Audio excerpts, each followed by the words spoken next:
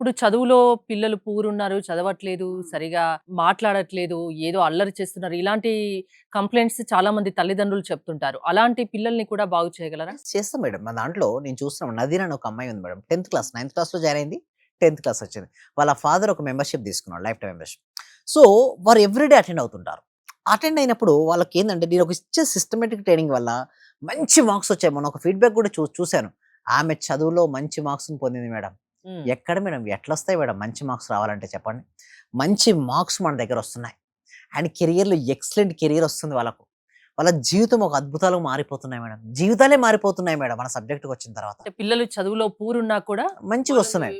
వాళ్ళని మీరు మంచిగా తయారు చేస్తారు. యెస్. అవును మేడం. హ్మ్. దాంతో పాటు బిజినెస్‌లో గ్రోత్ మేడం. చాలా మందికి బిజినెస్‌లో గ్రోత్ అవ్వట్లేదు. కస్టమర్స్ రావట్లేదు. ఏమి చేయాలో అర్థం కావట్లేదు. We are helping madam. కొంతమందికి జాబ్ రావట్లేదు. జాబ్ తెచ్చుకోవాలి. ఎవరు చేయాలి? ఎవరు హెల్ప్ చేస్తారో తెలియదు.